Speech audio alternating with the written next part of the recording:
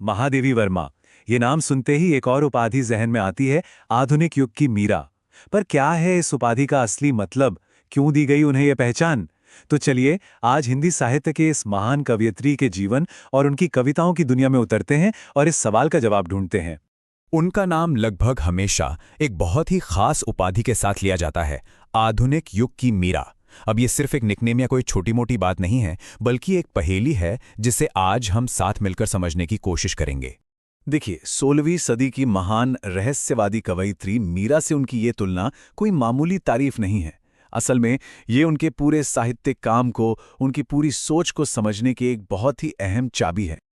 और किसी भी कलाकार को समझने के लिए सबसे पहले उस इंसान और उस दुनिया को समझना जरूरी होता है जिसमें वो जिए। तो महादेवी कौन थीं? उनका जीवन भारत के इतिहास के एक बहुत ही, कह सकते हैं, उथल-पुथल वाले दौर से गुजरा। और वो सिर्फ किनारे पर खड़ी होकर तमाशा देखने वालों में से नहीं थीं, बिल्कुल नहीं। वो एक शिक्षिका थीं, एक संपादक थीं और एक समाज सुधारक। और इन सभी किरदारों में उन्होंने अपनी आवाज और अपनी कलम से समाज में एक सक्रिय बदलाव लाने का काम किया। लेकिन महादेवी वर्मा की पहचान सिर्फ उनके जीवन से नहीं है। उनकी असली पहचान उस साहित्यिक आंदोलन से है जिसे उन्होंने गढ़ने में, उसे परिभाषित करने में मदद की। और वो आंदोलन था छायावाद। महादेवी वर्मा इस आंदोलन के 4 सबसे बड़े, सबसे मजबूत स्तंभों में से एक थीं। और उनका काम, उनकी कविताएं इसके मूल सिद्धांतों का एक, कहना चाहिए, जीता जागता उदाहरण है। ये 4 तत्व, वेदना, करुणा, रहस्यवाद और प्रकृति का मानवीकरण, यही उनकी कविता की आत्मा है। और आप जानते हैं, इन्हीं भावनाओं ने उन्हें मीरा के इतना करीब ला खड़ा कर दिया जहां दर्द और भक्ति दोनों मिलकर एक हो जाते हैं। लेकिन सिर्फ इन भारी भरकम शब्दों की बात करना काफी नहीं है। चलिए देखते हैं कि महादेवी ने असल में इन विचारों को अपनी कविताओं में, अपनी 2 सबसे प्रसिद्ध कविताओं में कैसे जिंदा किया। इस कविता में वो बड़ी ही खूबसूरती से हिमालय को एक शक्तिशाली द्वंद्व, एक ड्युअलिटी के प्रतीक के तौर पर दिखाती हैं। तो ये सिर्फ पहाड़ का जिक्र नहीं है, ये दिखाता है कि एक ही चीज के अंदर कितनी अटूट शक्ति और कितनी गहरी कोमलता दोनों एक साथ रह सकती हैं, कठोर भी और कोमल भी। यही तो था महादेवी का दुनिया को देखने का वो खास, वो अनोखा नजरिया। अब उनकी अगली कविता देखते हैं, वर्षा सुंदरी के प्रति। यहां वर्मा जी सिर्फ बारिश का हाल नहीं बताती, वो तो बारिश में एक अलौकिक, एक बेहद खूबसूरत स्त्री का चित्र बना देती हैं। कविता शुरू ही होती है सीधे उस वर्षा सुंदरी से बात करते हुए, और बस इस एक लाइन से पूरा तूफान एक जीती जागती, सांस लेती हुई इकाई बन जाता है। और फिर वो धीरे धीरे इस तस्वीर में रंग भरती हैं, तूफान के हर एक हिस्से को उस खूबसूरत स्त्री की एक खासियत बना देती हैं। जैसे बादलों में जो बिजली चमकती है, वो उसकी आंखों की चमक बन जाती है। और ये देखिए कैसे प्रकृति की एकदम साधारण सी दिखने वाली तस्वीरें भी उनके हाथों में आकर कितने खूबसूरत गहनों में बदल जाती हैं। आसमान में उड़ते बगलों की लाइन कमल के फूलों का हार बन जाती है। कमाल है उनकी कल्पना की शक्ति। फिर अचानक कविता एक बहुत ही खूबसूरत मोड़ लेती है। वो वर्षा सुंदरी अब सिर्फ एक खूबसूरत स्त्री नहीं रहती, बल्कि एक माँ बन जाती है। यहां उनकी वो गहरी करुणा दिखाई देती है। प्रकृति उनके लिए सिर्फ सुंदर नहीं है, बल्कि एक माँ की तरह देखभाल करने वाली ममतामयी शक्ति है। और यही करुणा, यही उन्हें मीरा की भक्ति के इतना करीब ले जाती है। तो ये कविताएं सिर्फ शब्द नहीं हैं, ये उनके विरासत की नींव है। तो आइए अब देखते हैं कि साहित्य पर उनका स्थायी प्रभाव क्या रहा। उनकी विरासत को समझने के लिए हमें छायावाद के उन 4 स्तंभों को याद करना होगा, जिनमें से वो एक थीं। हिंदी साहित्य के सबसे महत्वपूर्ण दौर में से एक की संस्थापक कवियत्री के रूप में उनका दर्जा आज भी कायम है। मतलब ये कि उनका काम सिर्फ लैंडस्केप्स की तस्वीरें खींचना नहीं था, असल में वो तो प्रकृति के भीतर मानवीय आत्मा को ढूंढ रही थी और उसे एक आवाज दे रही थी। और यहीं हम अपने पहले सवाल पर वापस आते हैं। उनकी कविताओं में जो दर्द है, जो आध्यात्मिक भक्ति है, वो हूबहू मीरा के भजनों की तरह गूंजती है। और बस इसी वजह से उन्हें आधुनिक युग की मीरा के रूप में हमेशा हमेशा के लिए याद किया जाएगा। महादेवी का काम हम सबके सामने एक सवाल छोड़ जाता है। जब हम प्रकृति को देखते हैं तो क्या हमें सिर्फ पहाड़ और बारिश दिखाई देते हैं, या हम उनमें छिपे ज्ञान और भावनाओं को भी महसूस कर पाते हैं?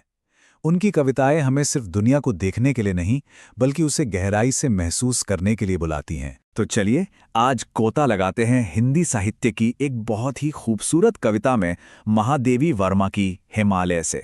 आइए मिलकर समझते हैं कि इसमें क्या खास है। तो सवाल ये है कि आखिर एक पहाड़ हमें जिंदगी के बारे में क्या सिखा सकता है।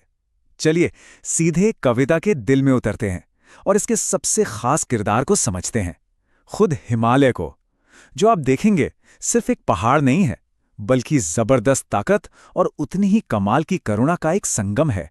तो सबसे पहले ये जानना जरूरी है कि इस कमाल की कविता के पीछे की आवाज कौन है।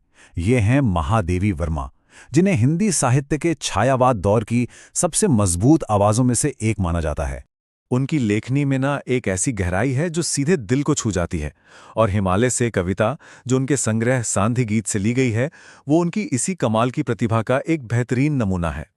अब देखिए, इस कविता में वर्मा जी ने एक बहुत ही दिलचस्प तकनीक का इस्तेमाल किया है, जिसे कहते हैं मानवीकरण। मतलब उन्होंने हिमालय को सिर्फ एक बेजान पत्थर का पहाड़ नहीं माना, बल्कि उसे एक जीता जागता किरदार बना दिया है, बिल्कुल एक महान तपस्वी जैसा। कविता की शुरुआत ही देखिए, कितनी जबरदस्त है। हे चिर महान, बस इसी एक लाइन से हिमालय की उस विशाल और कभी ना खत्म होने वाली महानता की नींव रख दी जाती है। जरा सोच कर देखिए, ये लाइन कितनी खूबसूरत तस्वीर बनाती है कि कैसे सूरज की पहली सुनहरी किरणें बर्फीली चोटियों को छू रही हैं, ठीक वैसे ही जैसे वो किसी के सफेद माथे को छू रही हों।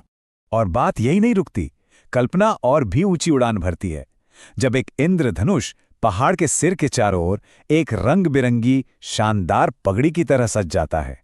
क्या खूबसूरत नजारा है। तो इन सब से एक बात साफ होती है कि हिमालय का ये जो किरदार है वो शानदार है, खूबसूरत है, लेकिन साथ ही दुनिया से एकदम अलग थलग भी है, जैसे कोई गहरी समाधि या सोच में डूबा हुआ हो। अच्छा, अब आते हैं इस किरदार की सबसे दिलचस्प बात पर। इसके अंदर ना दो बिल्कुल अलग अलग गुण एक साथ रहते हैं। एक तरफ है जबरदस्त कठोरता, तो दूसरी तरफ उतनी ही गहरी कोमलता। ये देखिए, ये जो अनोखा संगम है ना, कि एक तरफ हिमालय इतना मजबूत है कि सैकड़ों तूफानों को झेल जाए, लेकिन दूसरी तरफ उसका दिल इतना नरम है कि धूप में जलते एक छोटे से धूल के कण के लिए भी रो पड़ता है। मतलब कठोरता और करुणा का ऐसा गजब का मेल। और यही तो कमाल है कि उसकी ताकत सिर्फ पत्थर जैसी कठोर नहीं है, दुनिया का दर्द देखकर उसका दिल पिघल जाता है। और फिर उसके आंसू, वही आंसू भारत को जीवन देने वाली नदियां गंगा और यमुना बन जाते हैं। इसीलिए तो कवयित्री खुद इस कमाल के संतुलन पर हैरान होकर पूछती हैं कि कोई बाहर से इतना अटूट और अंदर से इतना कोमल और दयालु आखिर हो कैसे सकता है। चलिए अब कविता के आखिरी हिस्से की तरफ बढ़ते हैं। यहां पर आकर यह कहानी सिर्फ हिमालय की नहीं रहती, बल्कि खुद कवयित्री की अपनी एक ख्वाहिश बन जाती है। वो क्या चाहती हैं? वो चाहती हैं कि उनका अपना जीवन भी हिमालय की छाया जैसा हो जाए, ताकि वो भी उसके उन महान गुणों को अपने अंदर उतार सकें। और वो अपनी ये इच्छा बिल्कुल साफ शब्दों में बताती हैं।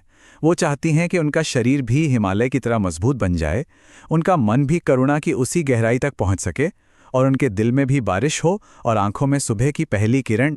तो आखिर में हिमालय के इस कमाल के किरदार से हम क्या सीख सकते हैं? क्या संदेश मिलता है हमें? देखिए, सबसे बड़ा संदेश तो यही है कि सच्ची महानता जो है वो ताकत और हमदर्दी के मेल से ही बनती है। तूफानों में चट्टान की तरह खड़े रहने की हिम्मत उतनी ही जरूरी है जितनी दूसरों का दर्द महसूस करने की क्षमता। और हाँ, सुख में बहुत ज्यादा उत्साहित न होना और दुख में टूटना नहीं, यही संतुलन हमें हिमालय सिखाता है। और ये कविता हमें एक सवाल के साथ छोड़ जाती है कि हमारी अपनी जिंदगी में वो हिमालय क्या है? वो कौन सी ऐसे अचल फिर भी करुणा से भरी शक्ति है जिसे हम पाना चाहते हैं?